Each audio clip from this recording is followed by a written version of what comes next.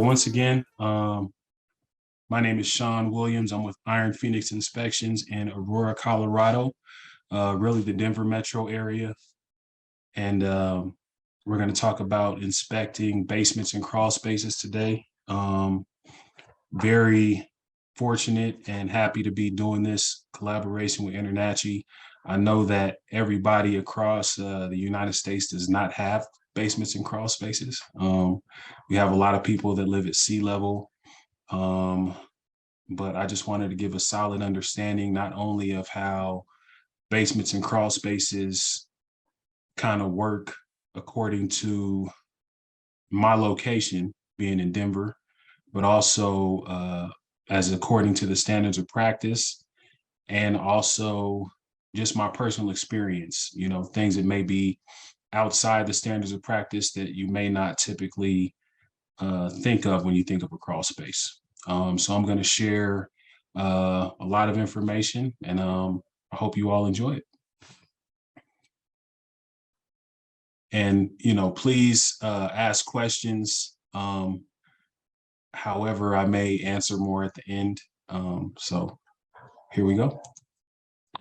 So these are the standards of practice as they apply to crawl spaces. I kind of color coded some different areas here. What the inspector shall inspect being the foundation, basement, crawl space, structural components, what should be described. So what should be described during the inspection would be the type of foundation, the location of access to the underfloor space. So sometimes a crawl space will have an exterior hatch. Sometimes there's a hatch door that's located in the basement if it's combination basement and crawl space. What the inspector shall report as a need of correction. So indications of wood in contact or near soil, observed indications of active water penetration, observed indications of possible foundation movement, such as cracks and what have you, any observed cutting, notching, or boring of framing members. These are all important things to report as a need of correction for protection of your client. And things that we're not required to do. Enter any crawl space that's not safe. Some of them, I often tell my clients I liken crawl spaces to hotels. Sometimes you have something that's like the Four Seasons. Sometimes it's more like a Motel 6. Sometimes you think Stephen King's It is going to live down there and come and get you. So you kind of want to balance what you're going to do as far as how you enter crawl spaces. PPE is really important when you enter a crawl space, and I'll definitely touch on that later. You're not required to move stored items or debris, operate sump pumps without accessible floats, identify the sizing, spacing spans. That's more of a code thing, and codes change. So we don't really necessarily know the span of, what joists were in 1942. So these are things that we're not necessarily required to do. You don't have to provide any engineering or report the adequacy of components. But it's good to, recommend engineers or recommend that those items are checked over. So I do have a lot of pictures here and a lot of dialogue to kind of go along with some of this information. So these are walls. The first one here is a wall with the horizontal crack that appears to be heaving. And this is in a crawl space. They did have some items that were kind of hiding portions of this wall. And I moved a few items for that reason. But that's something that you would definitely want to recommend a structural engineer to check out. I've seen a lot of horizontal cracks in my days, and this is kind of more of like a mid-range home. This is like the 70s or 80s. It's actually a tri-level, and there was a crawl space located there. So this wall actually buds up to the garage. So the garage floor was kind of sinking a little bit, and I believe water was kind of seeping down in there, causing some of that to happen. Now, once again, not being a structural engineer, I see the defect and I say, hey, you want to get somebody to check it out. But I still do look at all those symptoms and report accordingly. The picture directly below that, you see with this insulation and the water on the floor, this is actually a new build that I did just last week. So with that being said, you know, I did kind of remove some insulation at the top sill place. I didn't see any moisture there. But I can't remove all of this insulation that's at these foundation walls. So it looks like an indication of moisture. And according to the standards of practice, we have to report that. We have to say, hey, it looks like there could be a wall leak. This was actually a day where there was snow on the ground. It made me think that perhaps, somehow there's a leak at this brand new wall. I came to find out that, some construction people just weren't doing some of the best things with their water bottles. They might have just stuck some behind the insulation or something like that. But that's not my call to make. I definitely made sure that it was reported and they had somebody check that out. At least my clients did. So these other two pictures here on the right, what we have here, this is at the exterior foundation wall just coming apart, and then, just really bad heaving, cracked all the way through the foundation. And, one thing about Colorado, we have expansive soils, and there are different parts of town that are just known for houses that just have really bad structural defects like this. This is a part of town in Aurora called Hoffman Heights. And in this crawl space, just about every wall probably had a crack that was like this or worse, literal chunks looking like they're missing out of the wall. But, we just want to recommend a structural engineer to check it out. And expansive soils can do things like that. I'll kind of speak more to expansive soils when we get to the floor section of this presentation, but it has wreaked havoc on a lot of walls in that part of town here. And here we are at floors. So, on the left bottom part here, we have a floor from a house that was built in like the 60s. And you can see that it's kind of cracked there and it's kind of settled there a little bit. And, that's not really heaving like the expansive soils would, but, it's definitely bad enough to be in a basement where, you want to recommend that it gets checked out. The floor kind of up to the top right here, that's also a concrete floor. So since we have such bad expansive soils here in Colorado, the way that they construct a lot of things now is they actually dig all the way down to the bedrock and put houses on caissons. And if you have a concrete floor in your basement, a lot of times there's access panels in the concrete floor. And this is actually beneath the concrete floor to the right of that. So it's not in contact with the soil. The soil is actually under a vapor barrier there.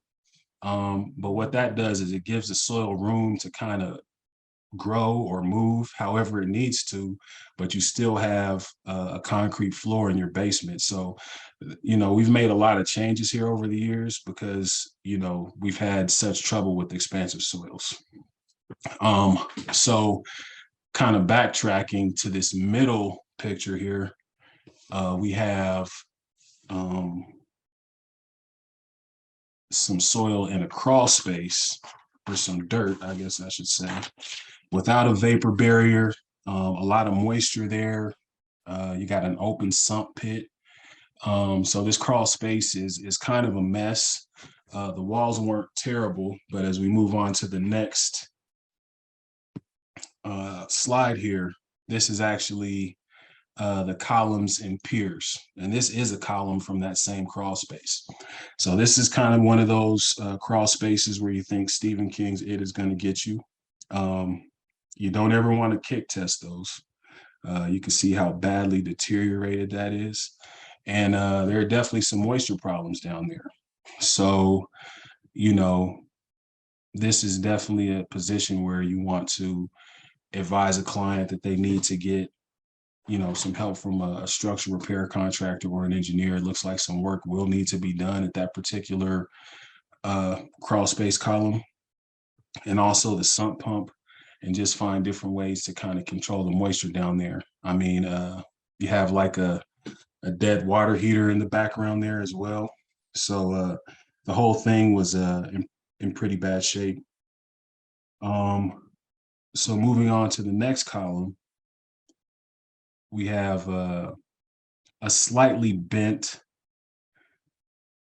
portion of like the screw on the column there in the basement. And this is something that isn't the worst thing in the world that you could see in a basement. But the reason why I always want to mention it and always want to give a reason to get it checked out is because everybody uses houses differently, you know. So whoever lives in this house right now, they could have, you know, less load on that actual column because they don't have anything in the living room, you know. And the next person may want to, you know, renovate, do some things differently, move some stuff around. I just don't want to see that move any further, and I don't want to be the one to make that call. So since there's just a slight defect there, I still recommend that it gets checked out, because it's bent, you know. So moving on, we have some damaged and altered framing, and this is in a basement and a crawl space. So in the crawl space, you know, having floor joists that are in that poor shape, and then having screw jacks that are obviously not a suitable repair, or, you know, really shouldn't be there. They didn't really approach that correctly to begin with, you know, in my opinion. But once again, that's what we call the experts for. And this is why it's always good to get in the crawl space so you can find defects like this, because you never know how much longer that has to go before, you know, it's a problem. You have the beam there holding those joists, and, you know, it can really cause a serious problem in the future. When you look at these members cut in this basement here, it was cut to accommodate some duct work. That's always a no-no. You never want to cut floor joists to accommodate any kind of duct system or anything like that. So just with that being done, it kind of puts people in a position where, once again, it can create a danger. So it's just always good to be aware of what's going on with those members in the basement, and make sure that everything is stable, so that, you know, it's safe.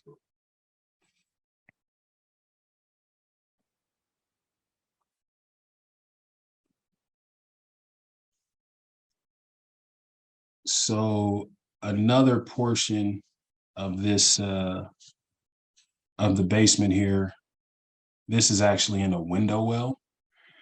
What we have is, the pictures aren't great, but it's a paint bucket sump pump. So what they did is they put a sump pump in a paint bucket in a window well, and then they wrapped an extension cord up in the same window well, and they plugged it into an outlet at the exterior of the home that is not GFCI protected. So this was bad on several levels. And of course, you know, the electricity part, the fact that it's not GFCI protected, and rain and snow and everything else can get inside there is really bad. So of course, we want to make sure that we get a decent plumbing contractor, or someone who can actually put in a sump pump better and actually establish where the drainage is, to put it in a place where it really properly facilitates the water away from the property, and you don't have all these risks when it comes to electricity and things of that nature. So this was just really poorly executed. But it's very important that you have sump pumps that get the water out of a basement crawl space, but also drainage is effective so that, you know, it properly gets the water to the sump pump to get it out. So this whole setup just wasn't in great shape.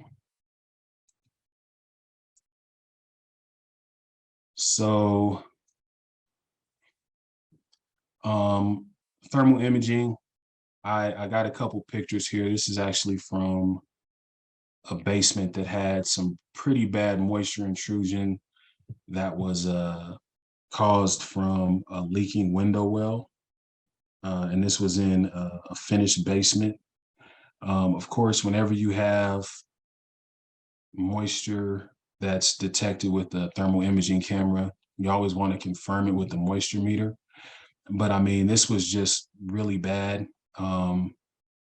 It kind of soaked all the walls, the carpet, everything like that. And it's best to document that and really kind of give the client the best information that you can. And we're a lot more pictures, both thermal and also just regular pictures with moisture.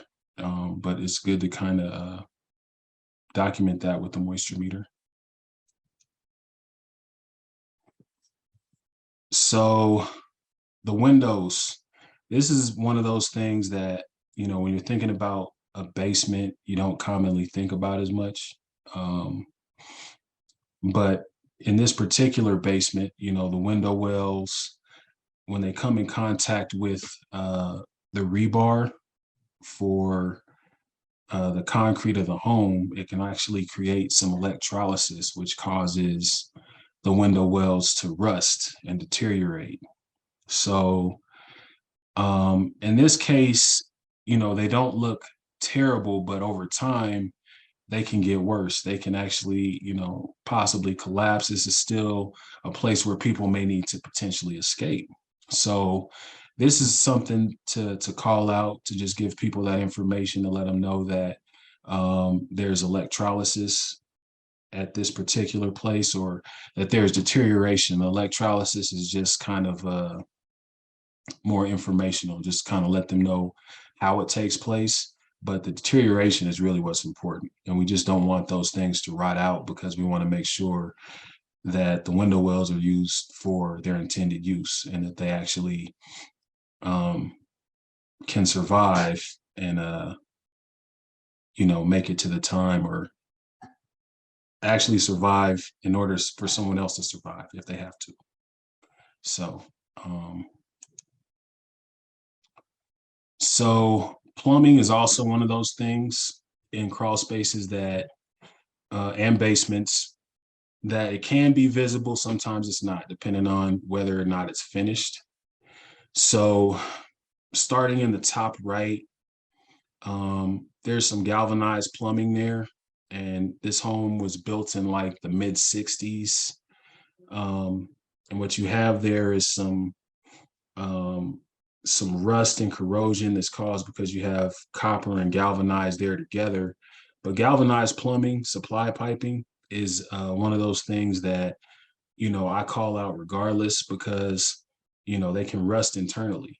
And it's good to know what years those are in homes, so that you can be on alert, you can look for them. And also you can alert your client, let them know, hey, you know, this home was built in the 50s. You may have some galvanized plumbing. And, you know, there are so many ways that can be upgraded, but that's very important. And then you have this potential leak here that could be caused by excessive corrosion. So, you know, being in basements, even though plumbing is something that you can put your eyes on in the basement, I included in, you know, the template for my basement inspection, just because if it's exposed, I want to be able to actually include it there and let people know a location where there may be a vulnerability. The same thing with the crawl space. So in the lower right here, we have a picture of some drainage plumbing that it looks like a toilet seal had come loose or something like that. And it had just festered and been really bad. So this is just at the back of a crawl space. So you got to crawl all the way to the back and look at every termination that you can, because you never know when you're going to find something like this. So, and the value proposition is, you have a leaking plumbing fixture, a toilet that's destroying the subfloor. In order to get that fixed, I'm pretty sure that some tile probably had to be removed. Some subfloor had to be cut out. That alone, possibly some microbial mitigation as well. I mean, cutting out the subfloor can probably facilitate that, but I can't see everything because there's insulation, there's a lot of other stuff in the way. But definitely not a sanitary condition there.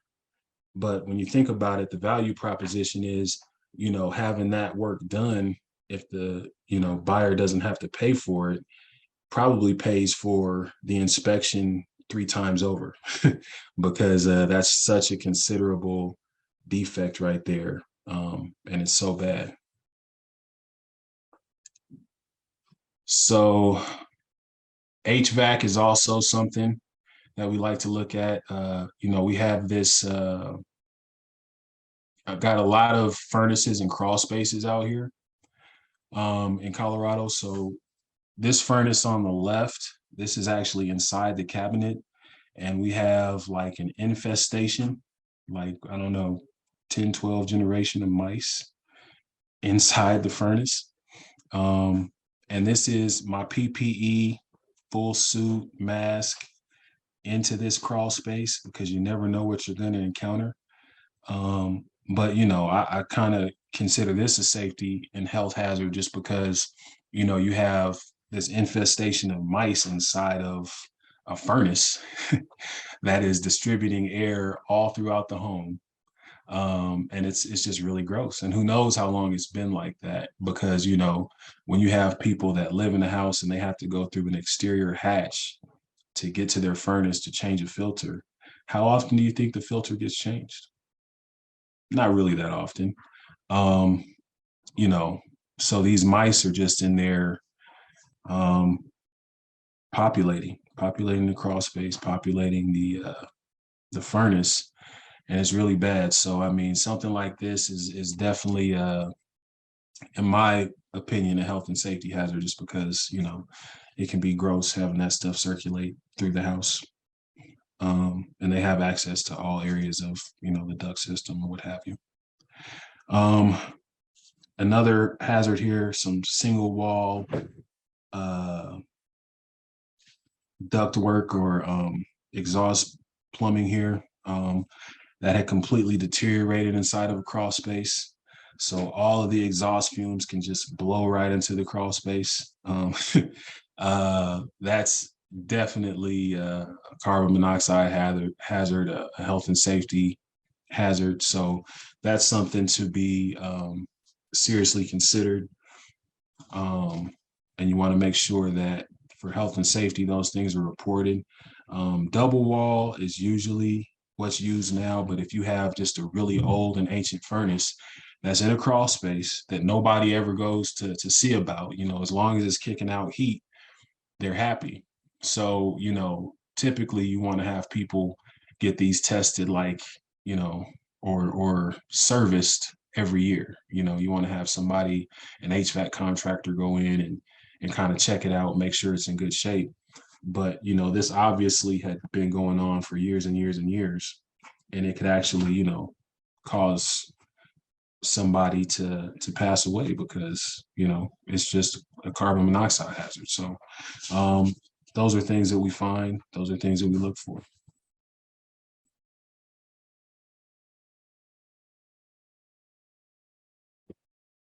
So electrical is another big thing that you can find in basements exclusively, or crawl spaces as well. I mean, a lot of loose wires, open junction boxes, things of that nature, wires outside of junction boxes. So it's always good to make sure that that is addressed and that people are healthy and safe. This sub panel on the right actually is a pretty crazy story. I went to a home and you have this board that's really, really loose. And you have these service entrance conductors coming from the main panel. And the breaker was on in the main panel box. And you have all these wires cut at the top. All the breakers are on. So you just have this active sub panel that's just, hot for no reason. They're not using it for anything. Obviously, all the wires are cut. So, that's something that immediately should be shut down and addressed. So that's another health and safety thing there. I guess a few things that I'm finding in new builds, just attention to detail. There are so many new people in the trades. Of course, there are a lot of cosmetic deficiencies, but there are also deficiencies like there was actually a loose toilet, or not a loose toilet, but a leaking toilet at this place today. So once again, it was a half bathroom, and this is like I want to say a 4-floor property. So you have a main floor that you walk into, really small area. Second floor is a kitchen. Third floor, kitchen and living room. Third floor is 2 bedrooms, 2 bathrooms. And then the 4th floor, I guess, is the rooftop patio. So that was the configuration of the home. But from the 2nd floor, where the kitchen is, there's a half bathroom, and that's where the leak takes place. So that could happen right over the garage due to the configuration. And that can actually cause, something really bad, much like the thing that we saw in the crawl space there. You let that moisture fester, it can create mold, things of that nature. So that's something that's really important to address. Lack of insulation in a crawl space or in a rim joist of a basement. I do mention lack of insulation in certain instances, especially when it can be if there's plumbing, if there's also HVAC systems, ductwork, things like that. But it really just depends on, the configuration. What about post and pier type of subfloor? Talk about this type of construction.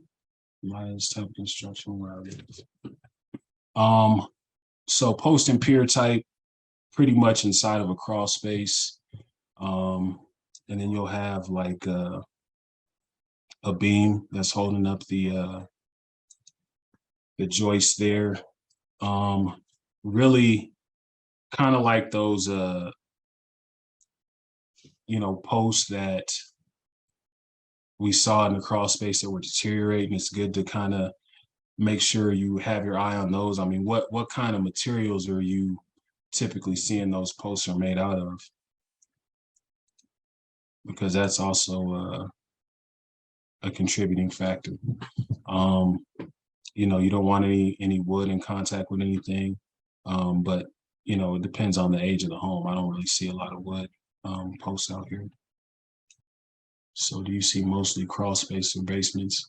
I see mostly basements. A lot of the older homes here are crawl spaces, but a lot of the newer homes, and I guess I'd say homes that kind of run the gamut with age, they're combination basement and crawl space. So so I see a lot of stuff like that. Recommendation for expecting for proper lighting cans with blown-in insulation. So that's typically in attics for me. And in the type of insulation is really what matters. So I say here they use a lot of fiberglass insulation. So fiberglass is not typically flammable. So yeah, the can lights, I mean, if it's cellulose or anything like that, then I definitely want to see something that's protecting those lights so that we don't have anything that could be a fire hazard. Very common to see crawl space for additions in Maine. Um, Full basements. Yeah, so I wouldn't have considered Maine to be um, as deep, I guess I should say. uh, Here we're the mile high city, so I mean, you know, we can dig really far. Um, but that's pretty cool. They have full basements there. A lot of full spray foam insulation in crawl spaces. I don't commonly see that. A lot of time it's just you know, the covered bat insulation, kind of like I showed on the wall in the basement. So, and newer construction, you know, they use the bat insulation with you know, covering over it, pretty much in all basements and crawl spaces. So it's really hard to see the actual foundation wall, but it is, you know, well insulated. You know, Brooke, for that particular question, I am not 100% sure. I may have to refer to my code book, and I do have one. Yeah, so going back to a property, if I point some out and the structural engineer is going to be present, I do like to go back. So Jay Otis asked, do you try to go back to a property if a structural engineer is going to come inspect something you point out? Absolutely. I always like to be present if I can, because yeah, I learn a lot, and that's what he said too. You learn so much from a structural engineer when they come out, and they're a wealth of information. So if you ever have a chance, I definitely recommend that you go out and learn from a structural engineer, especially when it comes to things like being in the parts of town that I told you about. You know, they could actually tell you more areas that kind of suffer the same kind of deficiencies. And, you know, kind of like I mentioned, like here being in Colorado, we have expansive soils. It makes me wonder how the soils are in Maine or in Hawaii and things like that. You know, I wouldn't have actually understood that that Maine was you know, had full basements. You know, I figured that it was closer to sea level. I actually used to live in Virginia, and you know, they didn't dig very deep at all to build a house. So these are all things that are great information for me. Have you ever encountered live vermin animals that you consider dangerous? Asked Alan. Um, I have not encountered any live vermin, luckily. I have come up to a couple of crawl space entries that were open, and you know, I was ready for um, either a fight or a quick departure if I did find some live vermin in there. Um, but you know, usually it's just droppings, things like that. Um, I have come across some houses that uh, you know, had some dead vermin, like in attics and stuff like that. And these are like investment properties that had, you know, a lot of deferred maintenance, holes in the roof, things like that. So that's something that's come up before. Um, Also, one thing I'd like you to be aware of, I don't know if they're doing new builds as much where you all are at, but squatters, if they don't properly secure the homes. Brooke, thank you very much. Thank you for your talk. Very good job. Thank you very much for listening. I'm glad that you all came out to hear it. But yeah, I've come across, you know, squatters, and they've wreaked havoc in houses before. And you know, when you tell the people that are buying this brand new house, they get pretty upset. So that's something that's happened before for sure. Have you assessed encapsulated crawl spaces? We are doing more of those in the Northwest. So what do you mean by encapsulated? Is that just the entry is inside the home, or I'm curious about that. Is radon from the ground an issue, a common issue in Colorado? Yes, radon is a huge issue here in Colorado, and I am certified for radon testing. Radon testing is a really big deal here. And that's actually what I was going to try to do my initial presentation on, was radon, because it's such a big deal out here. And I've got a couple stories about that, but now that I think about it, I don't know if I would have been able to talk about radon for an hour. Very scientific, very takes you back to chemistry class. But yeah, radon is a very big deal. Yeah, I mean, I'd say a third of homes in Maine have elevated radon. I would venture to say, about the same, maybe even 2/5 here in Colorado. Uh,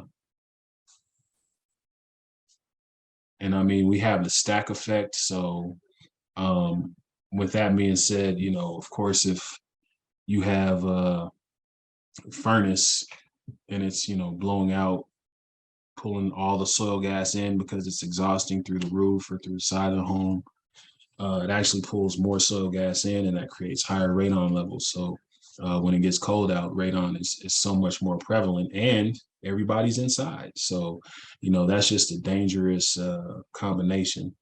Um, that's common to have radon from well water. Yeah, that's good to know. I mean, I'm not really sure if the same correlation here in Colorado. Jay Otis said in his experience, approximately 10% of water he's tested for radon has an elevated level. Had one recently at over 26,000 picocuries per liter. That is radioactive water, my friends. So of course, in addition to inspecting walls and things at basements and crawl spaces, um, grading is very important. Looking at how the home is graded, that can influence how the walls, can absorb water, can actually cause those horizontal cracks, things of that nature. Radon air, a little over 200 picocuries per liter. Wow, Jay, you got a lot of high radon in Maine. I'd say the highest radon that I've personally tested was, I'd say, about 38 picocuries per liter. And it's actually a crazy story because there was an old man that had like a studio in his basement. And he, the studio was there. I seen that, and I saw he had oxygen machines all throughout the home as well. So I don't even think radon was on his radar. I don't even think he knew what it was, but he spent a lot of time in his basement, I'm sure, and I think it caught up with him. So that was probably what made me a believer of how seriously, radon correlates to lung cancer, because that's something that can seriously affect somebody's life. Well, I greatly appreciate the conversation, and the short discussion about radon, because it's very important to me too. It's a big part of my business as well. I definitely appreciate you all coming to hear this webinar, and I thank you as a inspector within the inspector family. So the experience with crawl space robots, asked Alan. I have not got a crawl space bot. And it's one of those things. It's kind of like walking roofs, contrary to getting a drone. I like to walk them as much as I can, but in a crawl space, I feel like there are even finer points, because I still want to open up that the furnace. You have to definitely open the cabinet, do all those things. And they have just a lot of HVAC systems and crawl spaces here. And, we're actually going to hit on Thursday, I think, negative 17 degrees here in Colorado. So, we have some cold days at times, and there are times when I'm like, man, I don't want to get out in this crawl space and go into this house with the exterior hatch, but it just has to be done. So we soldier on. But you know, for some of those crawl spaces with Stephen King's It in it, I just might have to get a robot sometime with a cannon on it or something. Once again, I thank you all for coming out and hearing this webinar. Once again, I'm Shawn Williams, Iron Phoenix Inspections. Grateful to InterNACHI, and you all have a great night.